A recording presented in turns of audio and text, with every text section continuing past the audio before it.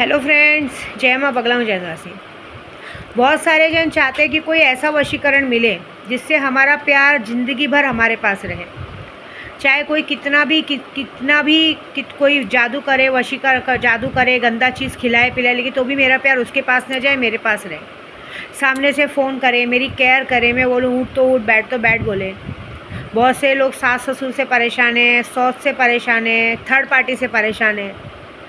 तो कोई ऐसा वशीकरण हो जो हमारे बजट में भी हो, हमारा काम भी हो, हम सामने वाले को सिर्फ एक फ़ोन करने की हम लोग सिर्फ मन में उसके लिए सोचें कि सामने वाला बंदा अभी मेरे पास आ जाए और पता चला वो अचानक से दरवाजे पे खड़ा मिले। ऐसा एक वशीकरण है मेरे पास। ऐसा वशीकरण ये है जो आपके बजट में भी है। बुरा सच बोल रही हूँ, मैं पैसे भी बता देती हूँ। ये एक ऐसा वशीकरण है कि ये वशीकरण करने के बाद सामने वाला बंदा आपके पास सामने से फ़ोन करके आएगा, सामने से चीज़ें करेगा। सिर्फ ये प्यार पे ही वशीकरण नहीं होता है, कारोबार पे होता है, सेट पे होता है।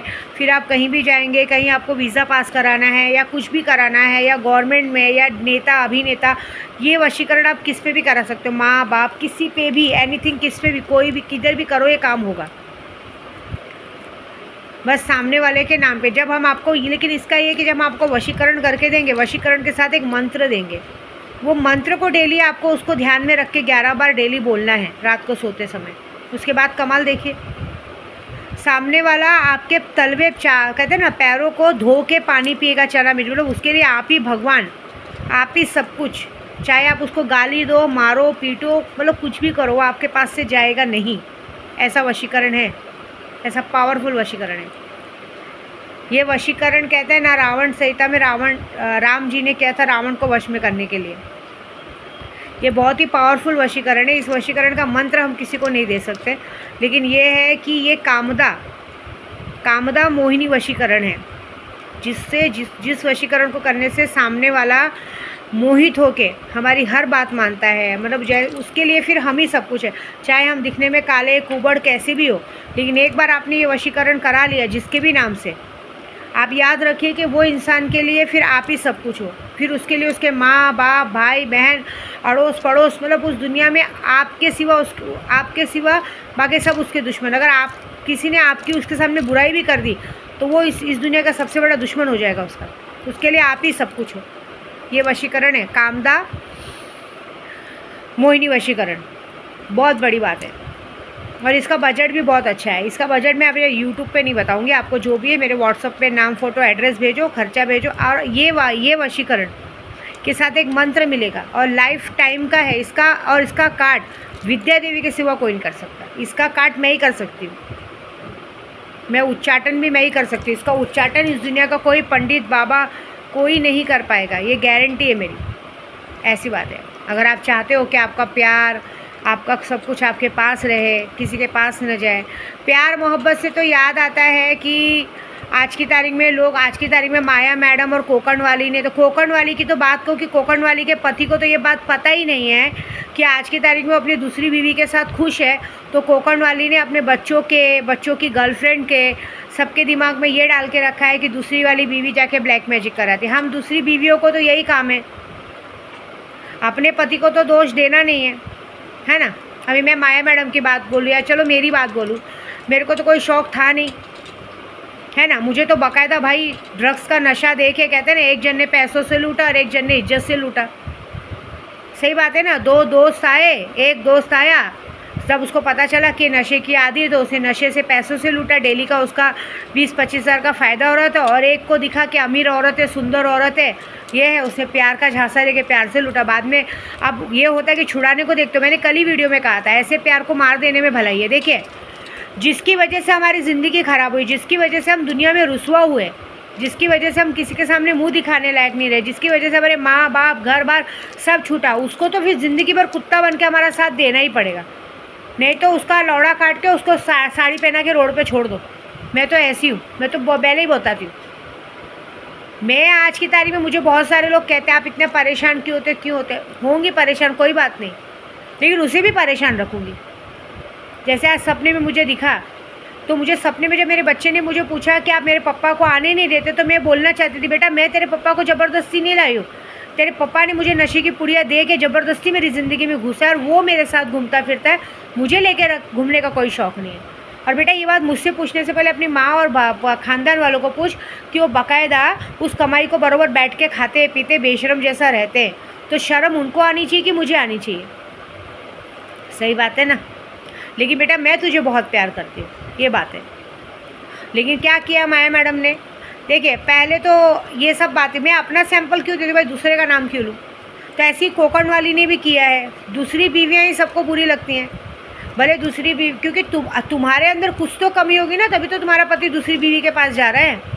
तुम्हें मायके से फुर्सत नहीं है, तुम लोगों ने शादी कर ली तो बहुत बड़ा काम कर लिया, तुम्हारे बाप ने कहते हैं 15-20 लाख 50 लाख दहेज दे दिया है, तुम्हें अपनी खूबसूरती का घमंड रहता है, तुम्हें मायके जाके बॉयफ्रेंड लोगों को भी अटेंड करना रहता है, तुम्हें जब लगता है कि मेरा पति कुत्ता बना रहे, तो जब तुमसे सुंदर, तुमसे एक्टिव, तुमसे पैसे वाला कोई मिल जाएगा तो थोड़ी ना तुम्हें ये बात का घमंड क्यों कि तुम्हें ही मिल सकता, तुम्हारे आदमी को नहीं मिल सकता है। और तुम्हें ऐसा क्यों लगता है कि दूसरी वाली, तुमने जो ज़िंदगी भर जादू करने की है, डेट का कपड़ा मिला के खिलाया है, चिकन में सब डाल के, तुम्हें ऐसा क्यों लगता है कि तुम्हारी दूसरी बीवियाँ भी वैसे करेंगी? कोई ज़रूरत नहीं। दूसरी बीवियों की शक्ल और चूद इतनी अच्छी तो है कि वो 10 जन के साथ चुदवानी नहीं जाती ना, उनको वो सिर्फ तुम अपने पति के साथ ही खुश है। इसके लिए तो तुम्हारा पति तुमको छोड़ के उसके पास जाता है ना, क्योंकि वो जानता है कि मेरी पहली वाली भले 10 के साथ मुंह मरवाई होगी, लेकिन मेरी दूसरी वाली को मेरे सिवा कोई अच्छा नहीं लगता है। ये बात थोड़ी सोचनी चाहिए ना। ये बात कोकण वाली के पति को नहीं मालूम है कि इसने तो, ये तो पहले तुझे छोड़ के भाग गई, लेकिन अभी ये तेरी दूसरी वाली को भी भगाने के चक्कर में। ऐसी बात है। मनुष्य लोग मनुष्यत ही फैला सकते हैं और कुछ नहीं कर सकते। पहले विद्या देवी के पेट का बच्चा तो ऐसी बलि ले लिया, अब विद्या देवी के दूसरे बच्चे के पीछे पड़े हैं, है ना। तुम लोग दूसरों की लड़कियों को चिकन मटन में डाल के खिलाते हो। आज से 1 साल पहले बच्चों को चिकन में डाल के खिलाया गया। माया मैडम गई अपने मायके से लेकर आई है, शमशान की मिट्टी उसने डाल के खिलाया। कोकण वाली गई, कोकण से लेकर आई 1 साल पहले, उसने चिकन में डाल के खिलाया और ये बात खिलाया कि चलो हमारे वश में रहे। लेकिन इस बार ऐसा चीज़ डाला है पेट में कि गलती से अगर वो पेट से निकला तो सामने वाली की जान चली जाए। माया मैडम ने तो अपने पति को, अपने जेठ को, अपने ससुर को, सबको खिला के रखा है। तभी तो उसके घर वाले उसके बारे में कुछ नहीं सुन सकते, क्योंकि ये चीज़ होती है ऐसी। एक बार देखो, इसलिए मैं खिलाने पिलाने वाला चीज़ नहीं रहती हूँ, क्योंकि खिलाने वाला पिलाने वाली चीज़ इतना गंदा होता है कि एक बार अगर पेट में चला गया तो वो निकलने में आदमी की जान चली जाती है। आपको पता है, मेरे नाना थे, मेरे नाना को मेरी मौसी ने मुझे बताया था, मेरी माँ बताती थी, मेरे नाना को मेरी मौसी ने, क्योंकि मेरे नाना एक मौसी पे जी जान लुटाते थे, पूरा पैसा वैसा, मतलब कहते ना, उनके पास और भी बेटियां थी, बेटियों को छोड़ के वो सब सिर्फ एक ही बेटी पे खर्च करते थे, सारा गहना कपड़ा सब दिलाते थे। तो जब मेरी माँ को पता चला कि ये तो ऐसा क्यों हो रहा है, तो वो कहते ना इंसान को पैसे का, तो उन्होंने किसी से, मुसलमान से जब बताया तो उन्होंने कहा कि उनके पेट में गंदी चीज़ डाली गई है, वो निकालेंगे तो उनकी जान चली जाएगी। लेकिन इंसान सुनते नहीं है। वो चीज़ निकालने गए, जैसी वो चीज़ निकाला उसकी वजह से सामने वाले को ट्यूमर हो गया सर में। ट्यूमर होने के बाद इंसान 1 साल भी जिंदा नहीं रहा, मर गया। तो अभी भाई मैंने भी ये सोचा है कि किसी लड़की की जान लेने से अच्छा अगर वो अपनी माँ को गलत समझती तो समझने दो, लेकिन उसका ज़िंदा रहना ज़्यादा ज़रूरी है। क्योंकि पेट से निकालने अगर मैं जाती हूँ तो सामने वाले की जान चली जाएगी ना। इन 2 औरतों को तो शर्म है नहीं। लेकिन मैं उन दोनों औरतों को ये कहूँगी कि तुम्हें क्या लगता है, तुमने इतने सारे जो पाप किए, तुमको उसका भुगतान नहीं मिलेगा।